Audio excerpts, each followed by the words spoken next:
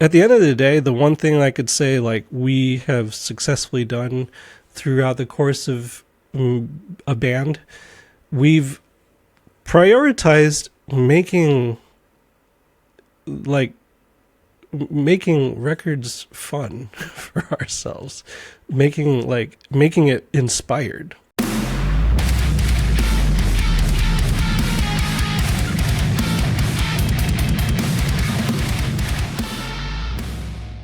Good morning, good evening, wherever you are. I'm glad you're right here with me. My name is Tyler Herrera, and this is Hardcore Dropout. So that clip you heard up front was from Roger Camero of the Warriors, a legendary hardcore band from a small mountain town in California called Tehachapi. They also have members in Oxnard, but the point is they are a Southern California hardcore band with their own unique flair. You can hear that on albums like War is Hell, where there's a lot of funk and groove to it. It's got a lot of traditional hardcore elements, but it's also got like a hip hop attitude to it. And really, that's kind of the Warriors' stamp on hardcore music, is they have their own unique flair that can really only be attributed to them. Now, besides their musical contributions, they actually mean a lot to me on a personal level because the Warriors come from Tehachapi, California, where I lived until I was 6 years old. So I had heard about this band before I was even into hardcore. My brother Ryan went to high school with their singer Marshall. Like, the seed of the Warriors was planted in me at a very young age. Towards the end of the podcast, I tell a story to Roger about this other band, Die Hard Youth from Tehachapi, and how really I was just like, I was destined to be a part of hardcore because of my brothers, and also in some roundabout way because of Die Hard Youth and the Warriors. So now fast forward some 26 years later, and it is like such an honor to me that I get to sit down, hang out with Roger, someone who has produced the Warriors albums. He's played on drums for them. He's played guitar. Like, there's no one better to tell the Warriors story than Roger. So all that to be said, this is really just such a special episode for me because as much as I want Hardcore Dropout to grow, it's moments like this where I'm like, hey, I've contributed, and that's what hardcore is about, is giving back. So I feel very happy to present this episode to you. And also a special thank you to Roger. I wanted to make sure this episode was great, so I bought this new little piece of equipment that was going to improve the quality of my video for the podcast. I set it up, I do a little test run, everything runs great, and then Roger gets on. My camera loses its shit, and there were a lot of technical difficulties during this episode. Roger was an absolute trooper, was just a fucking good sport and let me deal with it. And really, I still think the interview came out so great. So many thanks to Roger for his storytelling, his patience. And without further ado, Roger, welcome to Hardcore Dropout. Thanks for having me. Yeah, of course, man. Like we were talking about before this, it was a mission to get us both here at the same time, but I'm so glad it worked out and it's really an honor. Hey, I'm very, very happy to be here, and we both live very busy lives, so I'm glad we were able to make it happen. Absolutely. Hell yeah, man. Well, as you know, as many of us know, you are a member of the Warriors, but you were not always a member of the Warriors. So Not always. I am so curious, when did you first meet the dudes in the Warriors? I believe I first met Javier Zarate when we were in grade school. So wow, it was the 90s, like yep. The early 90s when I met him. I mean, I was probably in 7th grade and he was 1st or 2nd grade, something like that. And I knew he was into music, probably around the point of high school. And or before then, really, because I think he ended up joining the band when he was still in high school. So I met the rest of the guys. I guess it was 2003, right before we started recording War is Hell is when I met everybody else. Okay, cool. So really around him from a young age and both playing music, right? Yeah, I mean, he was, and he still is. Video games were like the big thing when he was a kid and now. But I think his interest in playing guitar or music in general, because he could play multiple instruments, it became very apparent when like his era of the Oxnard punk scene kind of like meshed together with my older era. And once like the younger bands started playing more like local shows together with us, that's when it kind of like, all right, we're like, you're doing this for reals. And one day he approached me and he's like, hey, the band that I have is like pretty serious. We're like trying to do it for reals. Do you want to record a record with us? And I was like, dude, I've known you like your entire life. This is wild. Of course I want to do this. Yeah, that's fucking awesome. And so at that point then, was the Warriors split up between Oxnard and Tehachapi? At that point, it was really Javi was the first, like the only member from Oxnard. Okay. It was, yeah, every single other person was still living in Tehachapi. Probably fresh out of high school or still like finishing up high school at that point.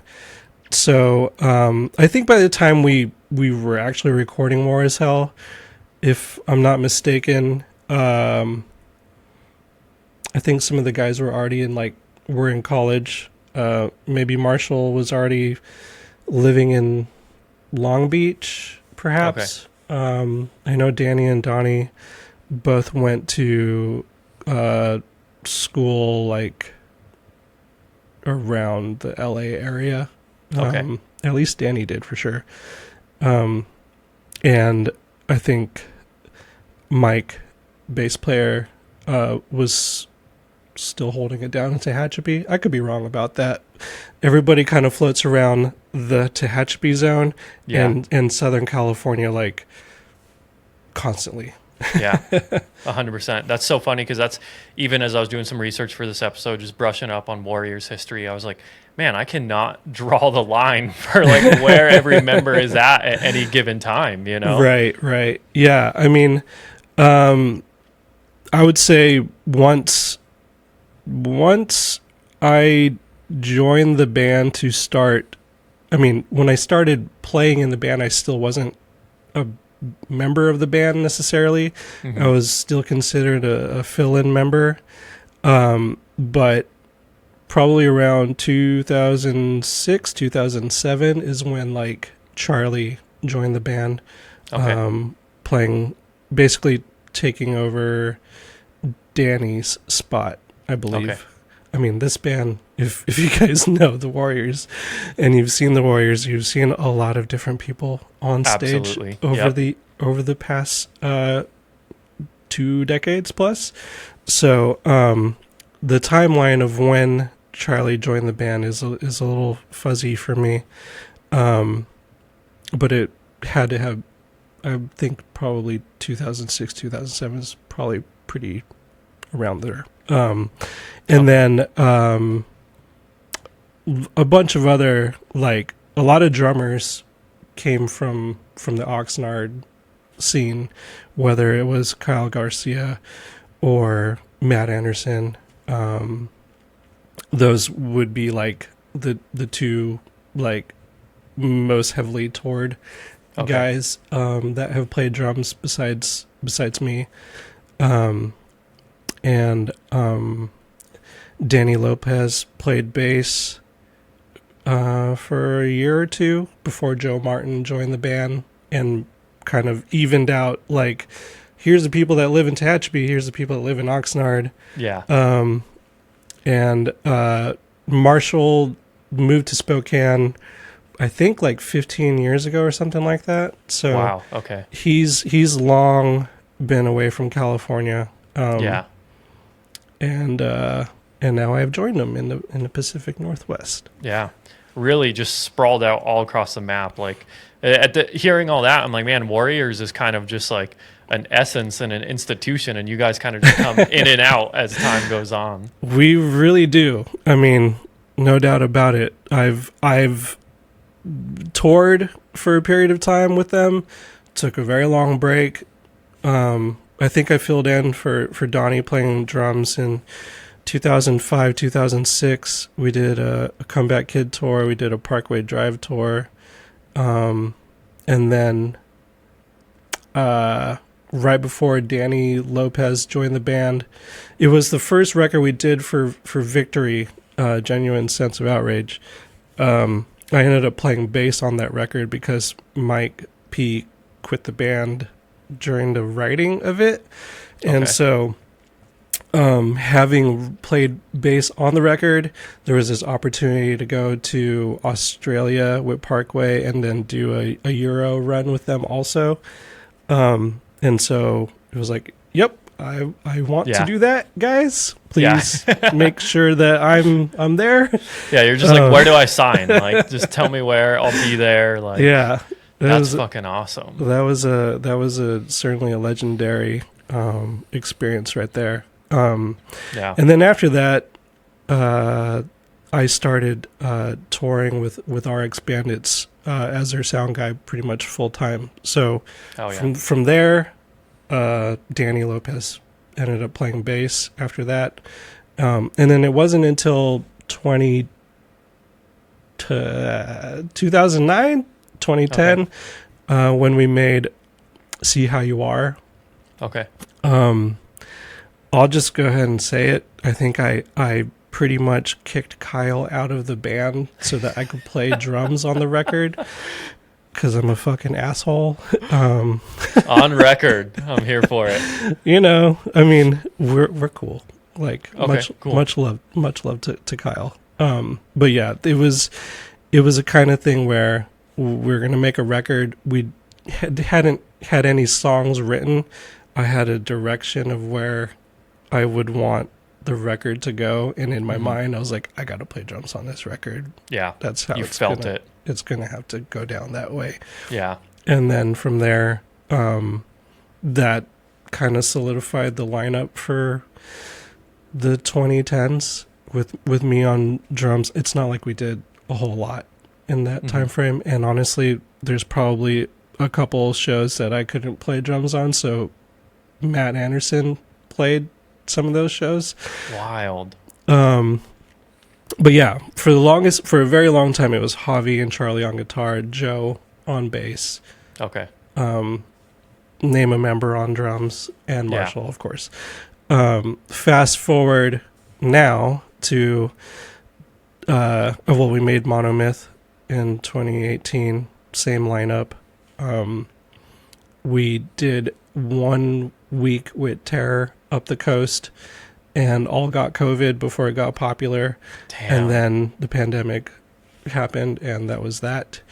And of course, everybody got a massive musical itch at that point in time. That's when Joe and I made an Ill Communication record, which was super wild to make. Made a couple records during the pandemic, all wild experiences of like, wow, we're really depending on the fucking internet for reals, aren't we? Yeah. Truly. Yeah. Thankfully, like, a lot of ability in sorting through all that sort of stuff. So it made it pretty seamless. But yeah, fast forward to 2022, or even, it's the journey of making Burn Yourself Alive has been so long that I'm starting to forget exactly when we started. Yeah. At least conceptualizing the record. And it really could have started in 2021.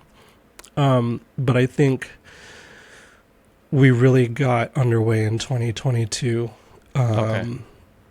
And at that point, it was kind of, before we started making the record, it was kind of apparent that Javi just needed to kind of focus on his own personal life. And we were like, hey, dude, I called him. I'm like, you can't ever leave this band. It's like a gang. You're stuck forever. But we'll find a way to make it work live, and we're gonna make a record. If you have any bandwidth to do anything on it, feel free to contribute. But yeah, I mean, over the course of like these years leading up to the record coming out, I think everybody's personal life went in directions that many of us could not foresee happening.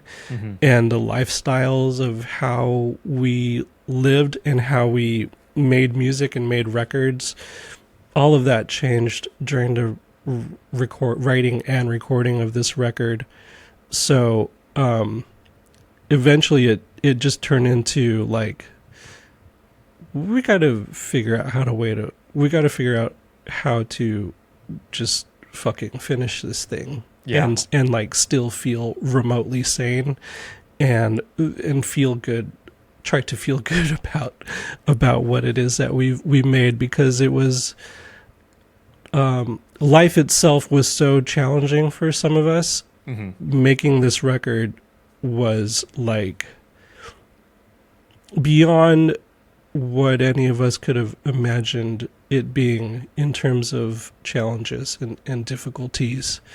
And it's weird to think that, because I've made, whether it's this band, The Warriors, or Retaliate or Vendetta, like the other bands that a lot of these members are a part of, never in over 20 years of making music together had it been like pulling teeth or like emotionally draining or literally making our friendships difficult, Yeah. Like, I think we've been very blessed over 2 decades making music together that was never really an issue. But as we age, as our lives get more serious, as we have kids and lose family members, move away,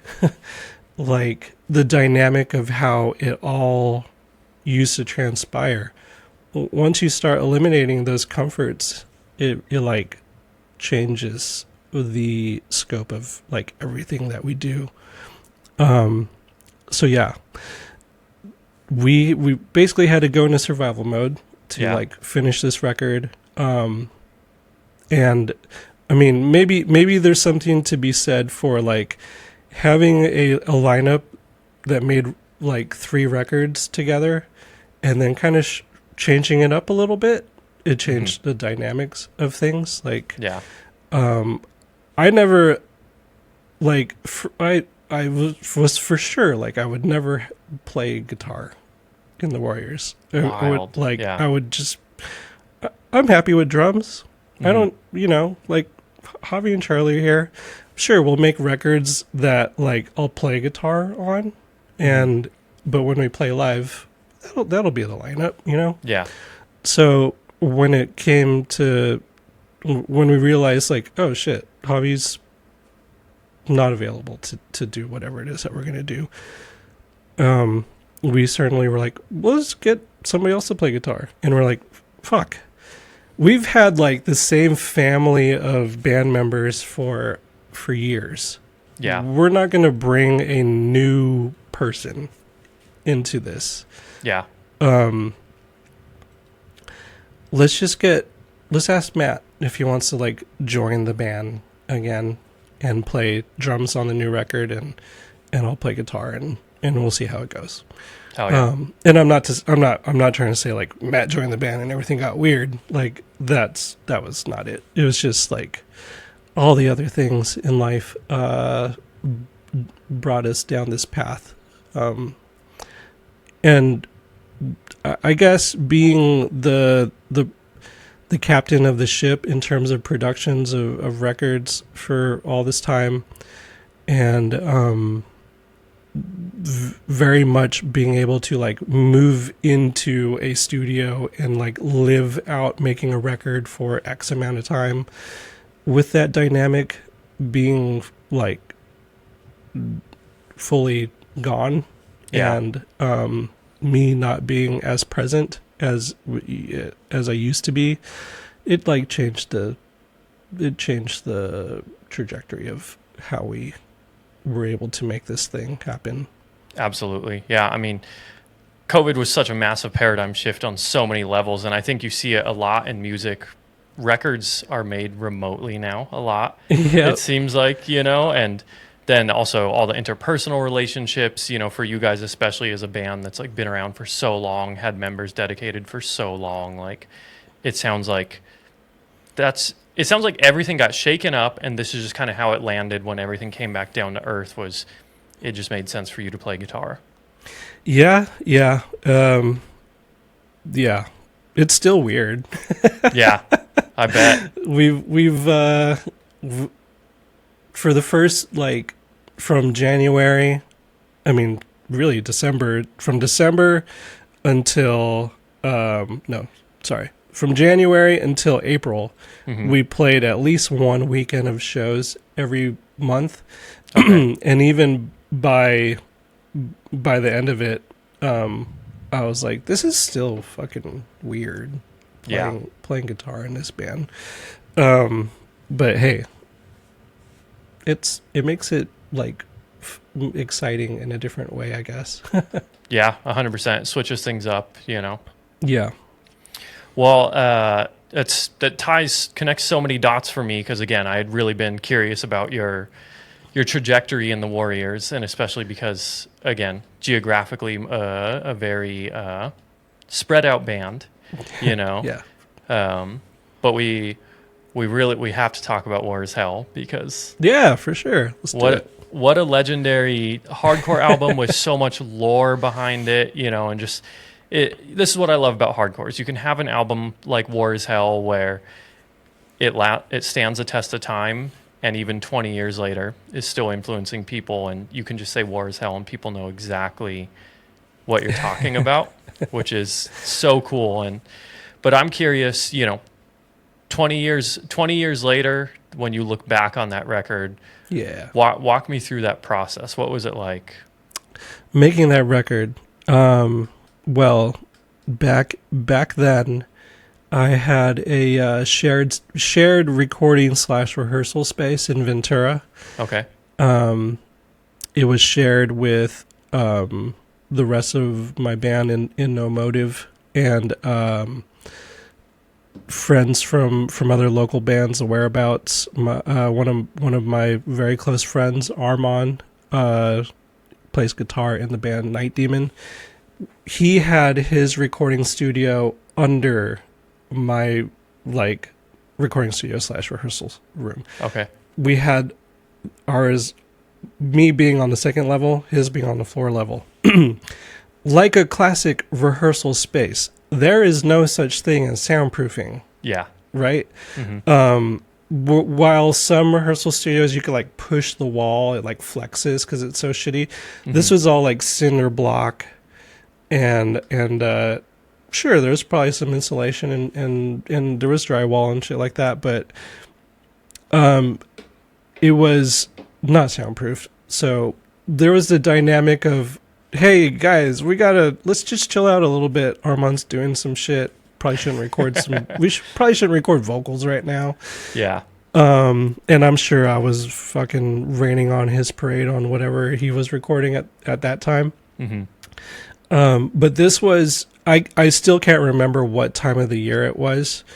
But most likely it was like summer or fall, some point where being on a second level, having cinder block walls, it being a fucking warehouse. Yeah. It was extremely humid and sweaty. Probably over half the time people were just like, fuck it, just no shirt, no, Yeah. just underwear recording, and I'm getting to know the rest of this band aside from Javi for the first time in this very small sweat box. And Yeah. so at that point, Donnie Phillips, the founding twin brothers of the Warriors, very much like the heart and soul of the Warriors.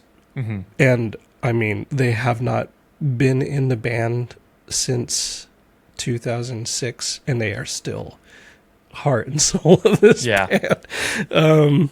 So meeting them for the recording of this record, being in the studio with them, not knowing their working dynamic or anything about them really, we kept it really simple. Mm-hmm. No click track. Wild. Everybody playing in the same room together. Everybody, that's a loose one. Yeah, Whether or not okay. like we actually kept stuff like everybody is playing, or even if it really was everybody, at the very, very least, it was Danny on guitar and Donnie on drums, in the same room. Okay. Probably recording the guitar direct to the computer so that it's just a drum recording, you know? Mm-hmm. But their working dynamic was very tense, to say the least. Really? Like Danny would, I mean, I want to say like the intensity came from, he's the one holding the guitar. He's like playing the riffs. Mm-hmm. Donnie's kind of following along with him. So there was so much push and pull between them and their way of communicating. Like, I don't remember if Danny like literally jumped over the drum set to ever like punch him, but I swear there was times where I was like, wow, It's going to result in a fight. this is getting really fucking heated, you know? Yeah. And these are the two brothers, right? These are the two brothers. Yeah. So just imagine every song on this record. I mean, we live in an age where a click track is like, what do I do without the click track? You know? Yep. This is before that. This is like, I don't even know how the fuck we recorded 4 layers of rhythm guitars at this point to a record that like does not have a click track, where, I mean, it is part of the energy. It's part of what makes it special, is how it kind of Ebbs and flows. It ebbs and flows. There's a little bit of a roller coaster in terms of tempo through the songs, you know? But that energy is specifically because of the two of them playing in that room together, like screaming at each other for however long it took. I think it took us 2 weeks to record the whole record, which is amazing because we fucking spent like 2 years making like Monomyth and like 3 years plus making the last record. Well, it's almost like when you have constraints like that, when you're in a hot room, you don't have a lot of equipment. You have interpersonal tension. It's like, it's almost like it forces you to just work more efficiently, versus now you could record a riff in Portland and send it to someone in LA, and there's so many options. So it takes so much longer. Paralysis. Yes, for exactly. Reals. That is probably that's a whole other conversation. Yeah, absolutely. But so War Is Hell did not have too many options. You guys had too few, but that's kind of what made it what it is. Yes, it was the level of enthusiasm of making a full-length record, and really nobody telling them that they couldn't do something. Maybe the only thing that I think Danny still had his way. He was really into using like this thing called a sonic maximizer. Okay. With his PV 5150, one of the most tried and true guitar amps.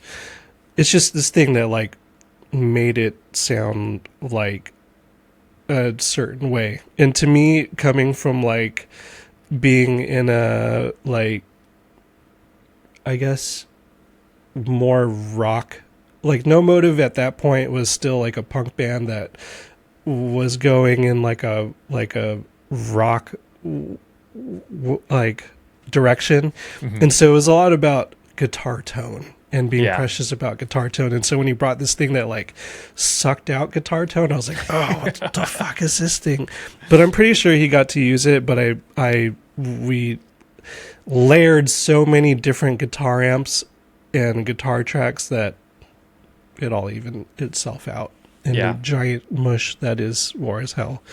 But yeah, like there was nobody saying like, sure, I was a producer in the way of like trying to make sure the takes sounded good, and trying to make sure like, you know, we stayed on track of making this thing get finished. Yeah.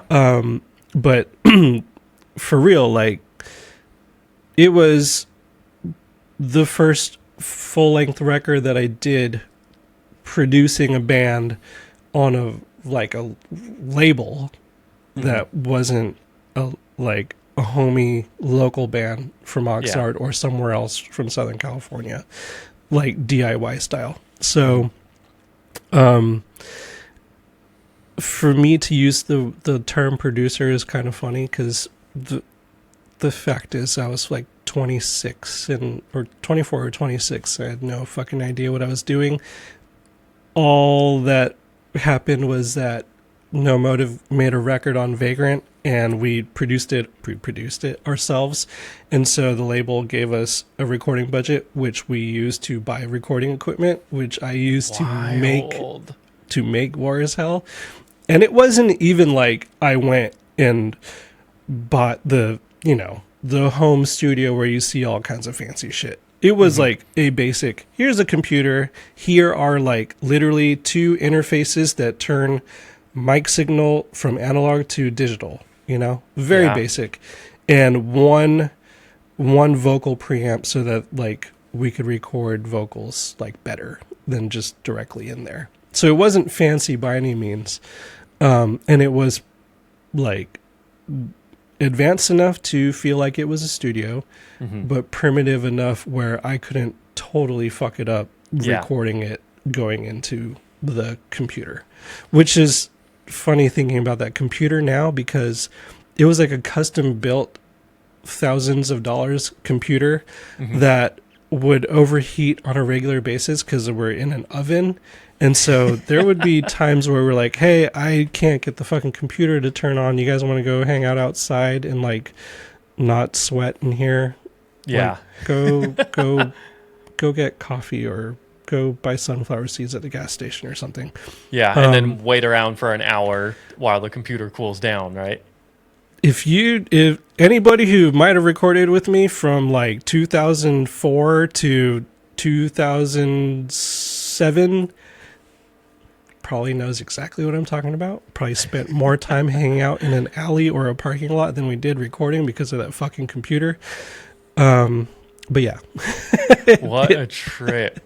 So and I'm so happy to hear all that because that's what I wanted to know is like for such a legendary album, I was like, there's got to be stories behind it, and it's a very DIY album, it sounds like. Very DIY. Admittingly, I technically should not have been engineering or mixing this thing. The version of the record that everybody gets to hear on the internet is actually, it's called Redux. Yeah. For the reason that I remixed it.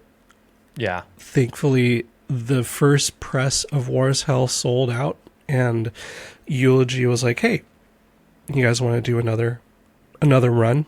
And I think they offered to the band, do you want to record a couple more songs? We'll repackage it. Like, we'll call it Redux. And so I was like, oh, I get to fucking remix this thing. Yeah. Which is still like, it's like, I'm not the right person to talk about the mix. I have my own feelings about it. I can like try to step away and appreciate like the time and place a little bit, at the end of the day, I'm extremely thankful that like, I hope nobody else listens to it the way I do and they hear it in the way that I feel is enjoyable and why we get to have this conversation right now. Yeah. Dude, we're all our own worst critics. So it's so hard to look back on old work and Oh not yeah. just nitpick it. You know what I mean? Oh yeah. Absolutely. I And will nitpick that thing until the day I die. well, I can tell you as a fan, I think you did great. I appreciate it. Appreciate Yeah, it of very course, much. man.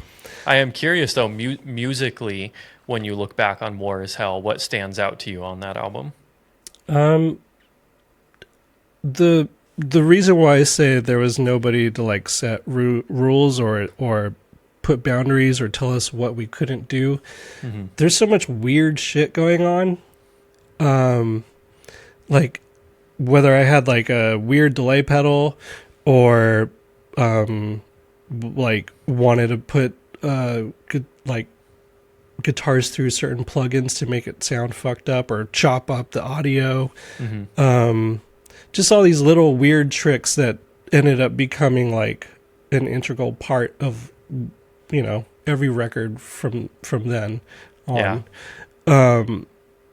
Those moments were exciting and fun in the studio, trying to make things sound like different, Mm-hmm. whether, I mean, so much of that shit has been used in even hardcore, but like in metal, in other genres, subgenres, like reverse reverb on a vocal, or like the hard cuts on guitars, or reverse guitar. Like, I mean, Mm-hmm. that's fucking Jimi Hendrix, Yeah. So putting all of those things in a like into that vein of hardcore music, I feel was unique, and I can listen back to that now and be like, that's cool. Like, we kept it fun in it, Yeah. and I can feel it every time I hear it. One thing that we did, which, I mean, I couldn't tell you how the song started before. Like, I do not remember. But Set the Stage wasn't written like that. Okay. It wasn't written to have Marshall be like by himself. Really? Yeah. That was like a in the studio call. What a trip. So, as in, when you guys rehearsed it, when you were putting it together, Marshall wasn't yelling on his own. That just happened when you were recording it? The song wasn't written that way to be Okay. recorded. Mm-hmm. I think, like, I mean, fuck, I wish I could call a friend. Yeah. Like, do tat, do, how the music comes in. Mm-hmm. There's a chance, like, that's how the song originally started. But to have him scream that shit, like, a cappella, I don't want to take full credit because I can't say with like absolute certainty, but I can't remember who else would have like said, "Hey, let's have Marshall like not have music behind him on the intro of this song." Mm-hmm. But yeah, that was a in the studio decision to do that, So, you were being a producer. I guess. We'll give you producer credits because that is a fucking iconic intro. Like, I mean, dude, you say set the stage in the context of the Warriors, and everyone can finish that line. Yeah. And it's also a nod to like the Warriors. And like you said, the Warriors, like, it's a fun album. War is Hell's a fun album. Yes. It's very hardcore to be having like effectively a sing along part in a way, Right. but it is super fun that Marshall's just yelling it. Yes. It's super quirky, and that's kind of like the Warriors' magic right there. There's a lot of traditional hardcore roots, but it's also just like really quirky shit that you wouldn't expect a hardcore band to do. Right. Right. Honestly, there's a chance when he laid down the vocal. I'm like thinking it out in my head now. Did I make him record it to music and then I just like moved it over? The more I think about it, I feel like I just made him like go just yell this shit Yeah, like to yourself. that's so fucking cool. Yeah. Yeah, what a trip. So that's a big standout to me. Another thing, there was something super funny. I wrote it down yesterday. So I think it's in Or no, let me find it real quick. There's a part I think in Slings and Arrows before the breakdown Mm-hmm. where Marshall almost yeah, so it is in Slings and Arrows. Before the breakdown, Marshall kind of does like a low, like almost like a death metal growl Yeah, yeah, yeah. leading into it. And even Yep. that, I was like, hardcore bands weren't really doing like just a Yeah. lows in any of their music, you Yeah. know? There's a few spots on the record where I made him do like death metal shit. Yeah. Again, I don't want to take credit for it because he's a very very creative like person when it comes to delivery, Hmm. and like Donnie has been his vocal producer for literally the entirety of this band's existence. Hmm. Um, but I think we set the bar on that record by having him do weird shit like set the stage and Yeah. the guttural death metal growls, and also I made him do like some of the high ones also Hmm. on More Than Metaphor, like Hmm. he's doing like the low, the mid, and the high. Yeah. So yeah, like all of those weird quirky things, I don't feel like they were normal practice Absolutely. Yeah. back then.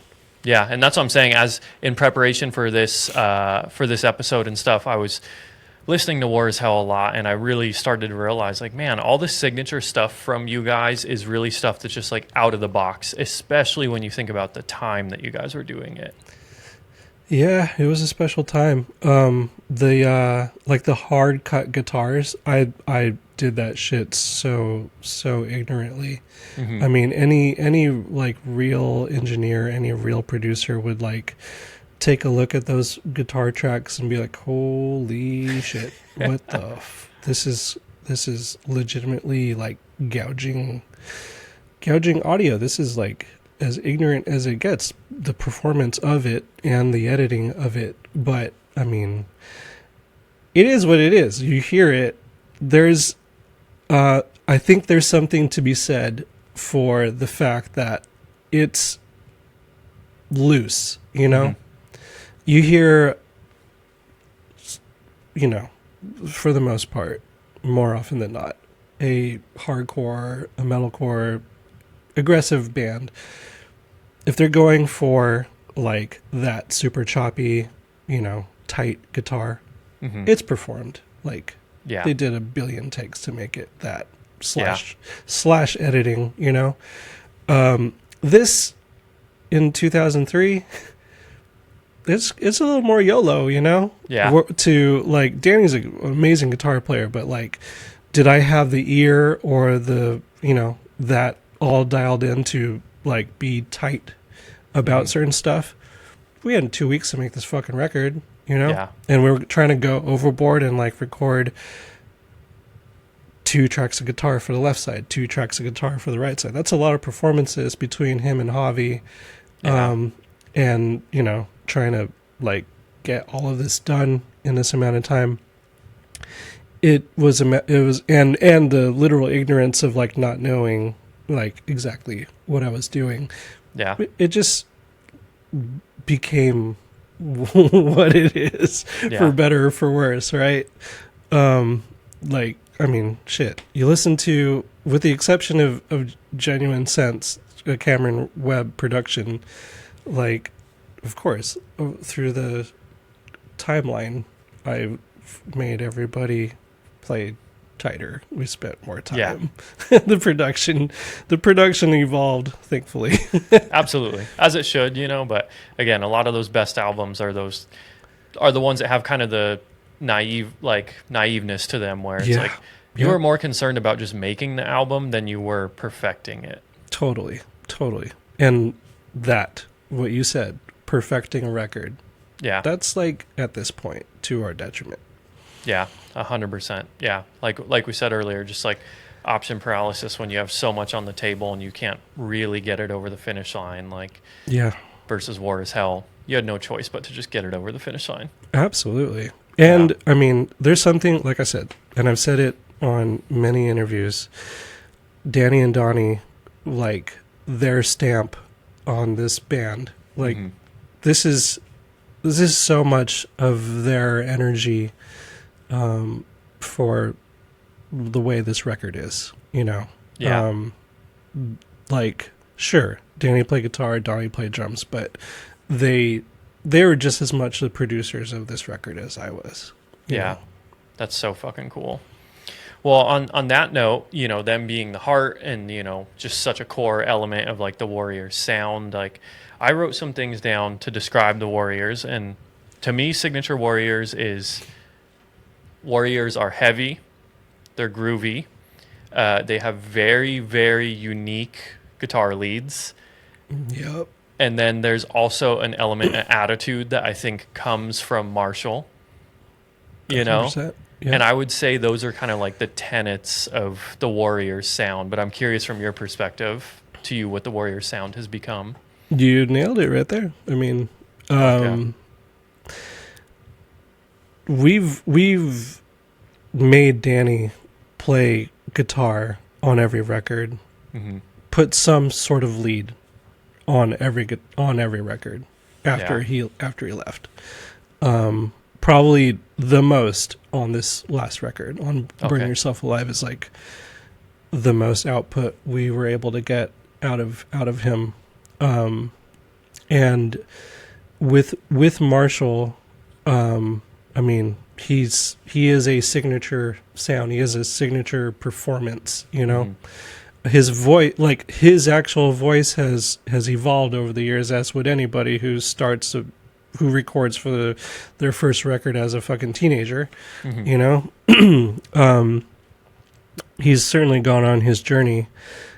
But like he is like the most skilled, like hardcore singer I've ever had the pleasure of recording. Never has he had like a timing issue, And then on top of that, like Donnie, whether Donnie writes the lyrics, which he writes a lot, he has his way of directing and coaching Marshall through, like, so many of these performances. Like, sure, he wasn't there for like literally every fucking song we've ever recorded, but I would say like the evolution of Marshall is also the evolution of Donnie, because they're like, behind the scenes, Donnie has played such a important part in shaping what, like, the vocal landscape of this band. And for sure, like, this band being groove oriented, being riff oriented, that's like just as much as it is Danny and Donnie, it is Charlie, Yeah. It's Javi. It's, it's Joe. It's all of us. Like Matt certainly has a different flavor, a different energy of when he plays drums versus how I play. But we all know, like, whoever's fucking playing drums, you gotta keep that groove alive, you know? And like the marriage of riffs and rhythms to everything.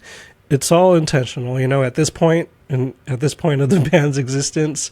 Sure, we're like putting thought, maybe too much fucking thought, into this shit, right? And sure, we are no strangers to being well aware of, like, War Is Hell is the album, and there's a something to be said for Beyond the Noise. Also, there's people who love Beyond the Noise, but fucking great album, by the way. I love Beyond the Noise. Cheers. We're well aware that, like, a lot of people are like, you just need these two records. All the other records can go fuck themselves. Like, it's all good.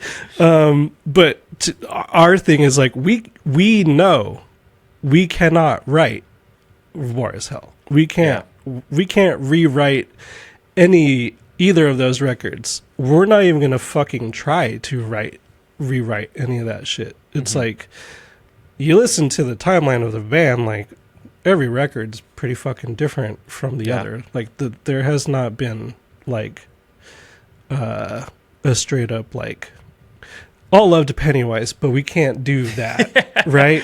Yeah. We can't. We're not capable of doing that. Yeah. And you know what? Even if you were doing that, people would then be mad that all your records sounded the same. Yeah. Yep. You know, you can't win. You can't win as an artist. It's either you change too much or you don't change enough. Yeah. Yeah. I mean, I'll be the first to acknowledge on Monomyth, we went off the fucking deep end.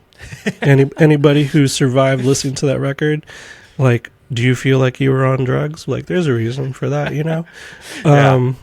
How funny that was pre-COVID, too. That was just a precursor of what was to come, you know? Right. Yeah. I mean, I had every intention of that being like our Dark Side of the Moon record, trying to go off the rails on purpose. Yeah. Because for the exact reason of, I'm not trying to write either of those first two records. We're just trying to keep pushing on. At the end of the day, the one thing I could say, like, we have successfully done throughout the course of a band, we've prioritized making records fun for ourselves, making it inspired, feeling inspired, and like we've for a long time now have called making records going on a magic carpet ride. The fucking magic carpet, like, I don't know what the fuck happened on the last record. A hallucinogenic magic carpet ride. On Monomyth, yes. Yes, okay. On Burn Yourself Alive, I think our magic carpet went to the Midwest and got like thrown around in a fucking twister. But we got out and we're all here. Yeah. Well, I mean, I think the Warriors, correct me if I'm wrong, but as a whole, you guys aren't depending on this for your livelihood. You're not saying this record has to hit. You're not saying, fuck, we need this tour to go super well. Like, you guys are doing it because like you said earlier, the Warriors is a gang, and it's like you guys have a relationship that I feel like it sounds like you guys are just upholding that relationship. You play music together, and that's what you do. Yes. We've this past year has been like quite a journey in terms of like that, you know, like for a very long time, this band has not been like trying to exist as a like way of life. This band is a passion project for all of us now, and so moving forward, it needs to feel good, and when it doesn't feel good, like, it's like, for the reason of it not being like a business and this being like out of the love of making music together and our friendship, like we've certainly have been challenged and tested in the past year with that, but I think what we can all say, because it fucking happens, as whether you're close to the band or you see it from afar, it's like, oh, fucking 8 years went by, here's a new Warriors record. You know, like, okay. You know, like, it's we just do it when we feel inspired, and even if we hit roadblocks, if we get thrown in a twister, we, at the end of the day, care about the music that we make and the band so much that, like, whether there's 2 or 1 or 3 people standing at the end of the finish line, like, we want to make sure, like, it still has our fucking stamp on it, you know? Yeah, absolutely. And whatever comes out of us playing live, you know, like, I'm playing guitar because we don't want to bring somebody from the outside in. Like, whatever it is that we do moving forward, whoever the fuck you see on the stage, it's because we were friends or family first before, like, Yeah. there's no reason for us to like do the things that like full-time touring bands do. Mm-hmm. Whatever it is that we do has to kind of like first fall in line of, does it feel right, or are we feeling together about this, Mm-hmm. and if we're not, then we have to look ourselves in the face and be like, what do we need to do? Do we need to take another break? Do we need to, like, how do we right the ship so that we can still enjoy making music or playing music live together, Yeah. And at this stage, I mean, shit, we're all fucking 40 or older, we want to do this for the right reasons, and like, we all have acknowledged that, especially, I mean, I fucking live in Oregon. Mm-hmm. Marshall lives in Washington, and the other guys live wherever the fuck they live. Like, this is the only time we really get to spend with each other is when we do band shit, Interesting. Yeah, that's true. This is our way of being social. This is our way of like feeding our souls, is having this band, or the other bands that some of us play in. That's how we're able to stay connected now. Yeah. But we've also acknowledged, like, it's hard to fucking do that now. Mm-hmm. Like having kids and having our careers, or whatever it is we need to stay afloat and stay above water mentally and emotionally. Like, we're gonna have to like go and deal with that all together, and whether we need to like space that out, we're gonna do whatever we need to do to make sure that whatever the Warriors is stays true, Yeah, absolutely. Well, I think with Burn Yourself Alive, to me, it very much feels like a Warriors record. And I know it sounds like it was quite a process, but I'm curious, what was, as you're collecting songs for Burn Yourself Alive, as you're writing songs, like, what ended up being kind of like the theme in terms of like, what do we want this to sound like? What do we want this? How is this going to represent the Warriors?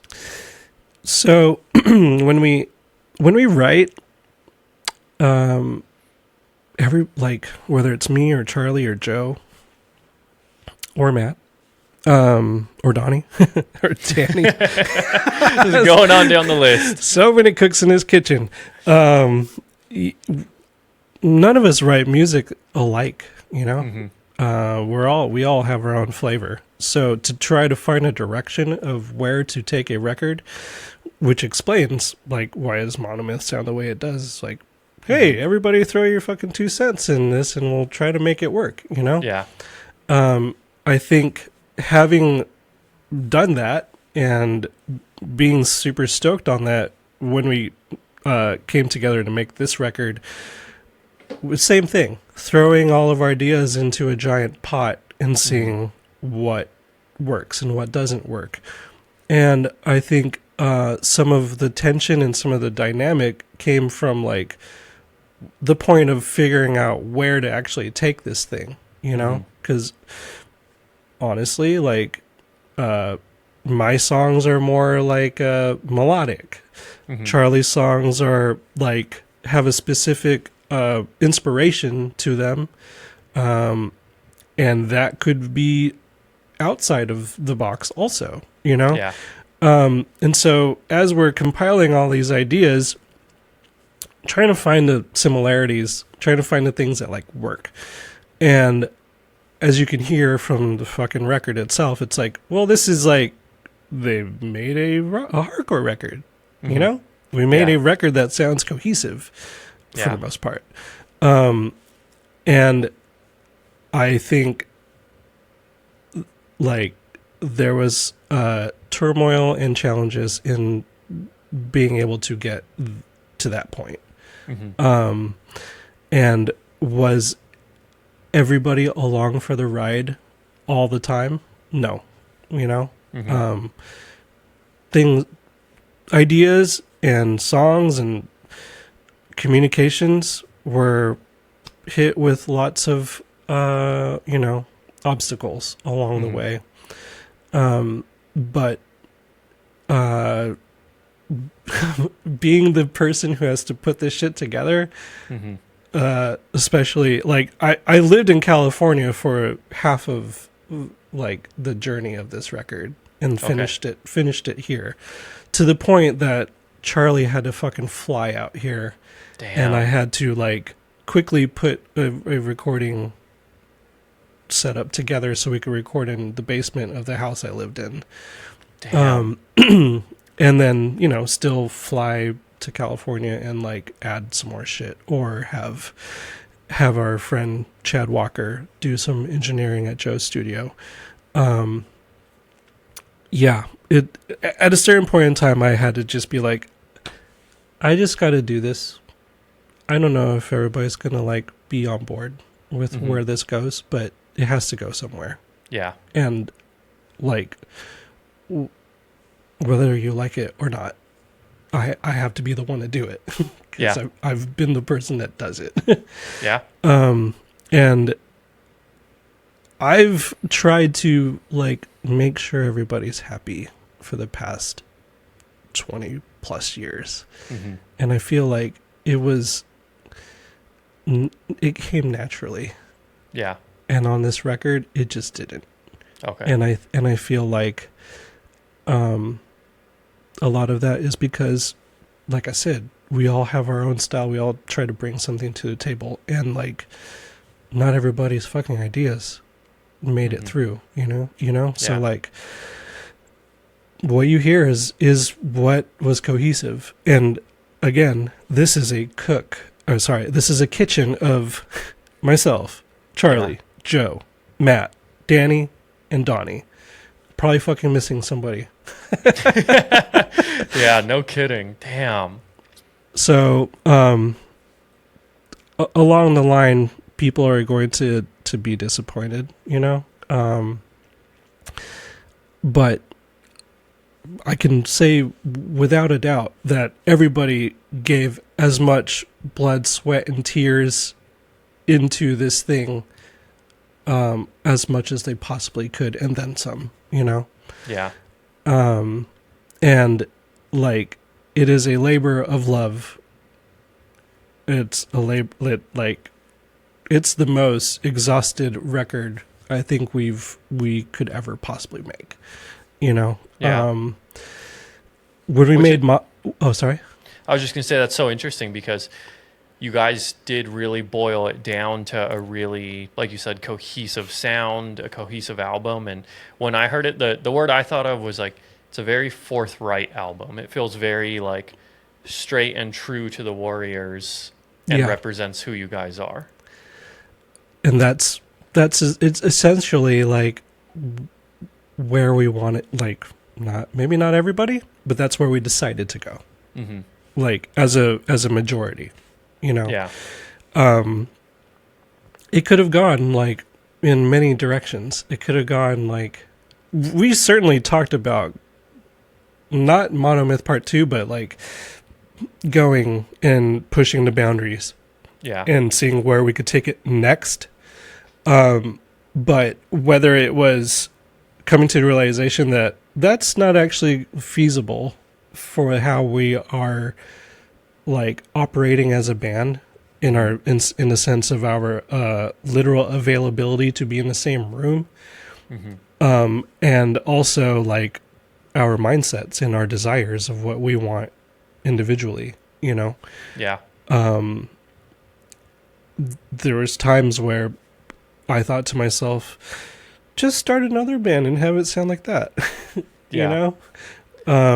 As in the sound was so different that you were like, oh, just take this to a different band? Yeah. Whether it's like Matt coming up with an idea or Charlie coming up with an idea, or even myself for some of the shit that I came up with, that thought came across. And so once we figured out, hey, this sounds like a record. Like these songs right here, they sound like a record.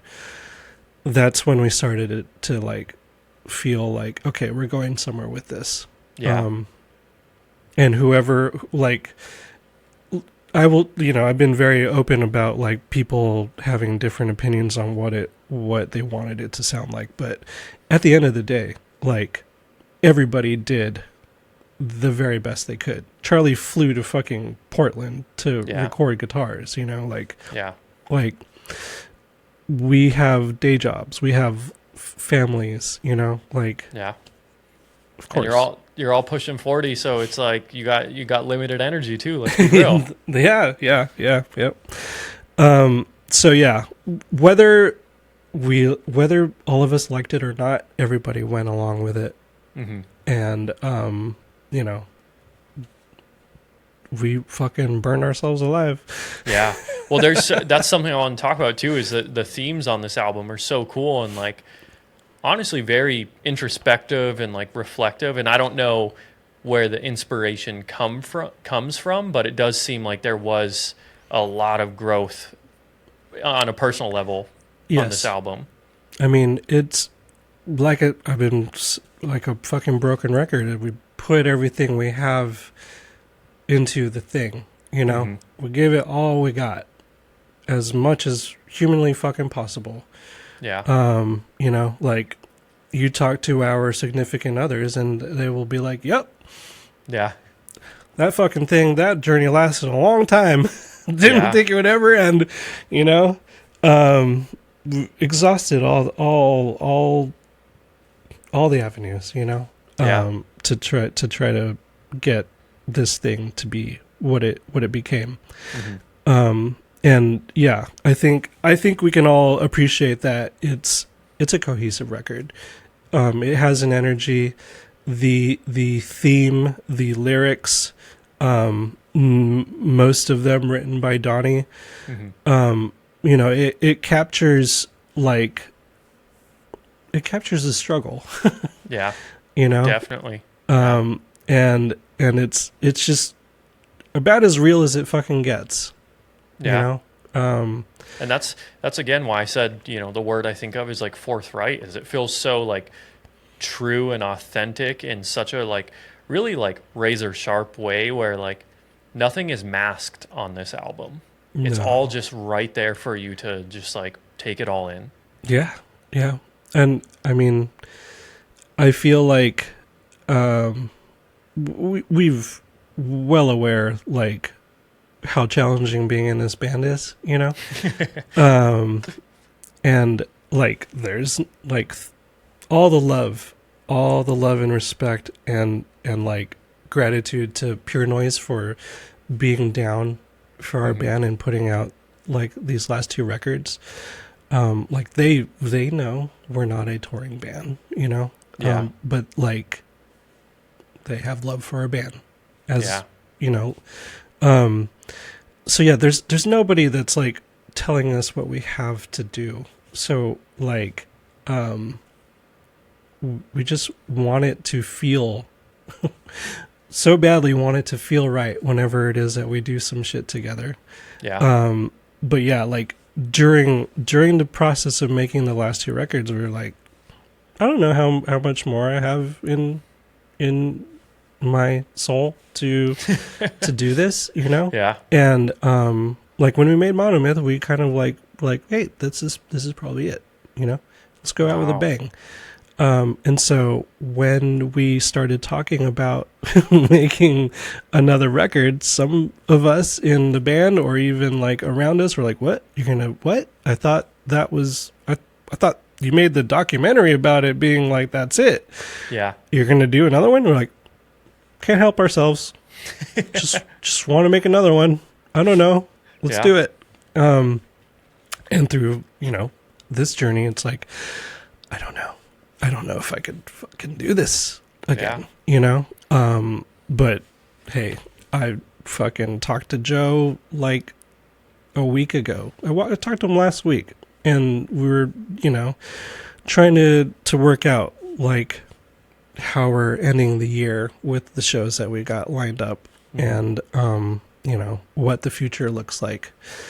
And sure, during the making of this record and after making this record, it was like, I can't do this anymore. Like, Yeah. this is it. I think I reached my limit. And that was a thought, like, just last month or the month before that, Mm-hmm. And then I talked to him last week, and I'm like, hey, you never know. Yeah. The gears are already turning in your head of like, well, what could be? Like, you can't fucking help it. Like, Yeah. we love to make music. We're friends, It's not a business. We do this out of love. So, whether it takes some time to be like, yo, that was a lot. Let's pump the brakes, Yeah. Let's celebrate War is Hell. It's people love the record. We recognize that. We love the record too. Let's do what we've been doing this year, Yeah. So that's what this year is about. And sure, we recognize that we put out this record, and we want to keep playing these shows to support it as well. But it's like a celebration for both, really. What we're trying to do for the rest of this year. But yeah, again, we'll see what the future brings for us. Yeah. And what we're able to do. As you can hear on the record, and as you can like learn from this chat, like, it is fucking heavy. Yeah, absolutely. I mean, yeah, even it's in the name, Burn Yourself Alive, Yep. I'm curious, what are some of the standout tracks for you on the album?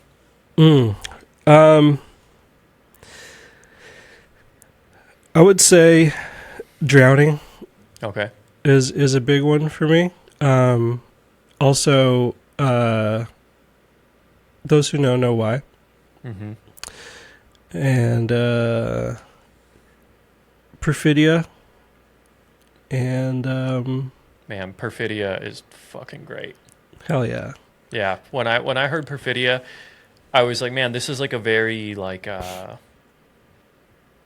again, the word I come back to a lot on the album is like, it's a very like introspective song. Yeah. And it was like almost like, Warriors always have attitude, yell and set the stage, like the Warriors Wrecking Crew, like there's always like a little bit of attitude. But when I heard Perfidia, I was like, oh, this is like kind of like a really deep song for Warriors. Yeah. I mean, Drag the Lake is also a pretty deep song. That one touches on like, having childhoods that are difficult, and like the things that a lot of us in life, like generational shit that we pass on Yeah. from generation to generation, and like coming to a realization of the shit that you were like, I'm like a dad. Mm-hmm. A lot of the rest of us in the band are dads, and it's like there's shit that we experienced or that we saw that other people experience, and like, do not want to keep this going. This must end. This way of raising a child, Mm-hmm. the way we are programmed. This has got to stop. Yeah. Like there's a lot there on this record. Mm-hmm. When you dive into the lyrics. But yeah, those three songs, those are three songs that like stood the test of time on a very long journey. Yeah. They went through their paces to get to where they were, but they stayed, and they were very much a collaborative effort, on the record. Warriors Wrecking Crew is also like, it's just like it was a feel good song to begin with, and it ended that way too, Yeah. Yeah, definitely. It has Warriors Wrecking Crew has a lot of those Warriors elements that I was talking about, of the attitude, the groove, the heaviness to it. It's just like classic Warriors. Hell yeah. Yeah, I don't think we calculated certain things to be brought to the table But as you know, like when Donnie and I were kind of like putting together the like social media press stuff for it, it's like you sit there and you listen to the record as an entirety, and we realize like this kind of covers everything. It covers the journey. There is a piece of every record on this. Yeah.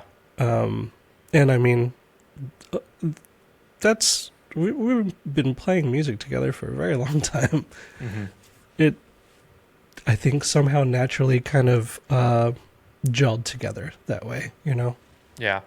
You would hope after 20 something years of being around another, you could gel in a special way. Yeah.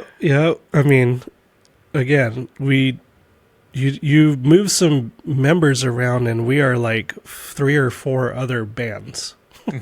It's crazy. Yeah. Again, at the beginning of the conversation, I was happy to hear the lineage of it because I could not keep track of it on my own. Yeah. I mean, there's Hobby's first, it probably wasn't his first band, but the band that's notable to me is Whatever It Takes. Okay. And Whatever It Takes would play shows with In Control, which was like in our era of like Oxnard hardcore, like the standout, the band. And because of In Control, that bond was formed with Tehachapi, with Andy Diehard, who is the singer of Ill Communication and Die Hard Youth. Yeah. Andy being like the elder of the Tehachapi scene, basically like brought all of this to the table to all these dudes. Yeah. And between Andy's friendship with In Control, that literally brought the two towns together. That's how all of this fucking happened, basically. Yeah. That's so fucking cool. And I have a story about Die Hard Youth that I think also illustrates like how they were really special to that region, you know. And Absolutely. so I was maybe I must have been 5 years old. This is like one of my earliest memories ever. I actually lived in Tehachapi until I was 6. No way. Yeah. Hell yeah. Yeah. So both my brothers are like much older than me. Okay. So Ryan is 8 years older than me, and I swear this must have been like a Burger King parking lot in Tehachapi or something. Okay. Like, or some fast food joint, you know. Yeah. We were in a parking lot. He had just gone to see Die Hard Youth. Hell yeah. And it was one of his first ever hardcore shows, and he showed my mom in the parking lot, like picking up change, like the mosh move, you know? Yes. And I was just like, what the fuck is my brother doing? And then but I always look back on that and I'm like, man, like the seed of hardcore was planted in me at such a young age. Yeah. And for my brothers also, Die Hard Youth was a really big one for them. Shout out to Andy Franchier. Yeah. Oh yeah. He's the man. Yeah, Andy Diehard, like that's a name that has just like been in my head for as long as I can remember. You know what I mean? Yep. I mean, he's the lifeline. Yeah. He really is. Cool. Yep. And I mean, he's absolutely keeping it going over there. Like Tehachapi has like a whole hardcore scene. Yeah. That's awesome. Did you guys record the video for Those Who Know in Tehachapi? We did. We recorded that at West Lane Brewing, where Andy's pretty much been putting on most of, if not all of those Tehachapi shows. Okay. Yeah. It's a fun place to play. I mean, they bridge it together. The adults can go have 1,000 beers and the kids can come in and mosh, so that's fucking awesome. it's a beautiful marriage, and you know, it's a town where everybody knows everybody. So I hope, like, you know, they can keep that place sacred and keep it alive. Yeah, absolutely. You got to protect your fucking venues, man. You know, that's I feel like they'll be able to hold that shit down over there. That's been like the curse of Oxnard and Ventura for forever. It's like we find these awesome places to do shows. And granted, like Skate Street, then Alpine, that venue stayed a while. Like was able to have like Sound and Fury, multiple Sound and Furies, and lots of couple eras of punk and hardcore go through there. But I mean, there have been some pretty awesome places to put on shows in that zone, and like just can't help but just have some shit go down where can't have it no mo. Yeah. Yep, that is how it goes, dude. It takes one person to fuck it up, and then it fucks it up for everyone, you know? Yeah. I mean, it's a very specific, energy. Mm-hmm. Not everywhere can you like have a punk hardcore show, Yeah. But yeah, like local fights and shit like that, that makes it pretty rough. Absolutely, yeah. I mean, for a lot of non-hardcore people, even seeing someone mosh for the first time, they might think they're in a fight when it's actually a mutual thing, Yeah. I mean, there was a bar, and it was all like, there was no all ages section, but it was a pretty sweet setup. And Retaliate played one show indoors and like totally fucking like, it was like it probably fit like 40 people, but probably crammed like 80 people in there. Damn. Something that should not have been. Yeah. And people were going fucking buck wild and literally ripped everything out of the ceiling. And I was surprised that the place stayed. It still stayed. Like they still had shows. It was all good. But then, we did our week run with Terror, and we played Ventura. And they built a stage outside, and it just happened to be the one night that the owner decided to show up and like saw people standing on the fucking roof. Yep. And like, right. It was full YOLO in there. And I mean, I don't think anything bad happened, like nobody got fucking hurt. It was just the owner was like, "What is this?" Like, nope. Sorry, guys. Probably wondered why a band named Terror was playing at his building, and was like, maybe I should go check it out. And then was like, what the fuck did I get into?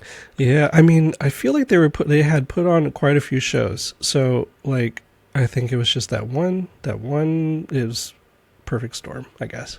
Yeah. Damn. What a trip. Yeah, especially in those small towns, though, you got to cherish the venues. Absolutely. Yep. So you guys, speaking of venues and shows, you guys have done a few shows in support of, well, actually more so in support of War is Hell recently, right? Yeah, we're trying to, like, depending on where we're at, like geographically, and like we played some shows. We played a couple weekends before the record came out, so those shows were specifically to celebrate War is Hell. And then at some point in time, we like agreed to just do the fucking album. Yeah. And so like there's been the handful of both where we play a regular set. But I think we've kind of been leaning on playing War is Hell in its entirety. Or if we have a shorter set time where like we just got cut a couple of the tracks off of there. Yeah. How long is War is Hell? I feel like it's 40, but it's probably less. It's probably less than that. I mean, especially if you don't add Foreign Pain or Vitalize, it's probably like a 30-something minute record. Yeah, so that's like a headlining set. For a punk band, for a hardcore band. Yeah, for sure. Absolutely. I mean, like, we get these contracts and they're like, expect an hour set. I'm like, whoa. I don't know if we're gonna be able to bust that, So I'm so curious. I've always been curious about the venue band dynamic. If you're willing to share, so the venue normally requests a certain length set or what?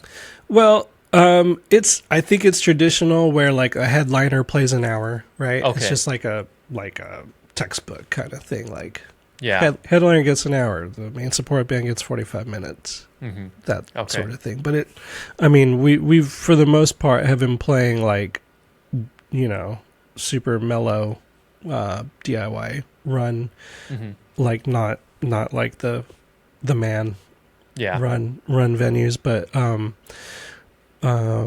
yeah, like the larger venues that we played were most likely like being in support. Like we did a show at Stick to Your Guns, so we were main support to them. So we were able to fit like a normal hour, a normal set in there. Yeah.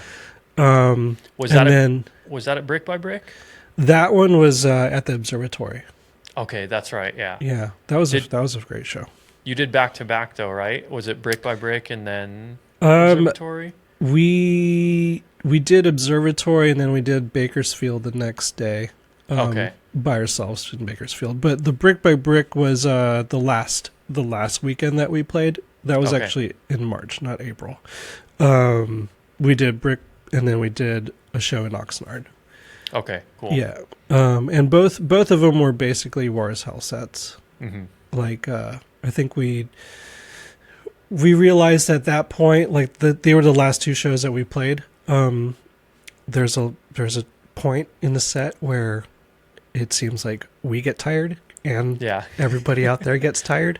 And you're like, okay, let's edit this a little bit. Let's keep the energy up. So I think we had to bounce a couple songs from the set list just to keep the energy level better, Makes sense. Yeah. I mean, we appreciate that people love the record. Do they really want to watch us play the entire fucking record? I don't think so, Like Yeah. a song. I mean, here's the thing. Slings and Arrows is the first song on the record. We're not going to fucking play that song first. Yep, dude. And that's, as you were saying, editing it, that was my first thought, was like, there's no way you guys open with Slings and Arrows, right? No way. No. Yeah. We play that shit last. I mean, so you guys wouldn't survive if you opened with Slings and Arrows. no. Everything would die out by the last song. There wouldn't be anybody there in like halfway through the set. Yeah. So, I mean, straight up, we play like set the stage and Slings and Arrows last. Yeah. Makes sense. We move a couple Man. things around so that it's like a little more cohesive. But yeah. Two absolutely iconic Warrior songs, and both like, I'm just thinking I'm going to see you guys in September at Within These Walls. Oh, hell yeah. And I'm like, dude, how are we going to do that back to back from fucking Set the Stage to Slings and Arrows? Like that's a trip. That's keep your energy. Yeah. I will not be there. Oh, fucking bummer. Damn. Yeah, I am sorry I will not be there to hang out. I am bummed to miss it, but one of my other bands is playing our first run of shows. So Okay. like I can't miss it. Yeah. But we have Tristan from Mongrel Fuck playing yeah. guitar. Hell yeah. So I feel like the energy will be there. Guitar will be well represented. That's what I was going to say, is like, damn, there's big shoes to fill, and he's going to fill them. Oh yeah. Yeah. Yeah. He can fill those shoes by himself. It's all good. Yeah. Yeah. Mongrel is a fucking different animal. Quite literally a beast. Yeah. Yeah. That's who we played the last two shows with. That's right. Yeah. Yep. Yep. Yeah. I'm also curious, you may not have wrote Slings and Arrows, but obviously recorded it. How do you like the Knocked Loose cover of it? It's awesome. Yeah. Yeah, absolutely. I think it was a coincidence that they had recorded their cover and we signed with Pure Noise. But like, yeah, I mean, they fucking killed it. Mm-hmm. Yep. 1,000%. Yeah. Even, I'll be honest, when I heard that cover, and then, as I've really grown to like Knocked Loose over the past few years, the more I listen to them, I was like, there's kind of like an unconventional, like Knocked Loose's songwriting is super unconventional. Yeah. And I was like, I can kind of tie that thread to you guys and the Warriors even.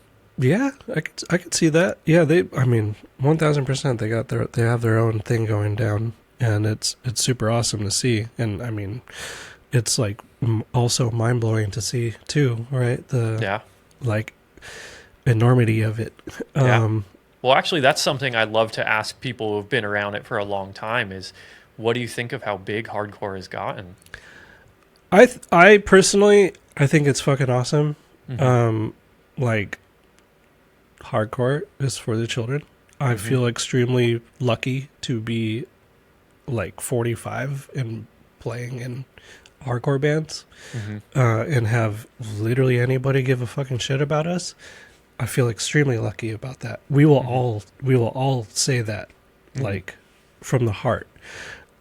So to see like this era of hardcore becoming what it is, spread it, you know? Yeah. Um, I am not one to be precious about it, you know? Mm-hmm. At the end of the day, there's going to be bands that like crossover, right? Mm-hmm. Do you do it on your terms? I feel like Knock Loose and I feel like Turnstile certainly Mm-hmm. are doing their thing. You know, Mm-hmm. they're not like it doesn't feel like they are um, shifting their like program Yeah. because of Absolutely. due to their success or whatever. They're just doing their thing, and I think people are catching on to it, and that's as simple as that, right? Mm-hmm. Um, and there will always be like the bands that just live in the realm of fucking hardcore, Mm-hmm. you know? Like I hope Terrell will be here for ever. Yeah. 100%. And they probably will be. For as long as Scott can walk, he's going to be on a stage. Yeah. I mean, you see Gorilla Biscuits and you know, you see Youth of Today and if they can fucking do it, Terror can do it. You Yeah. know? And then, you know, like it's a young person's game. So 100%. like there will always be a new era coming in and Mm-hmm. taking control. Yeah. And however far they could take it, fucking do it, you know? Yeah. Spread the good word, Yeah. you I know? think it's phenomenal because my era was definitely the 2000s. That's when I really got into it and lived through the MySpace era of like suddenly a lot of bands can make it in a way. Mm-hmm. But even then, I look back and so many of those bands had to stay on the road just to survive, and Right. that's why you have so many of those bands from that era just they broke up. Right. Versus now, a reason I'm such a big advocate for like seeing it blow up so much is like, yeah, it's actually cool that bands don't have to kill themselves just to play hardcore as much as they want. Right.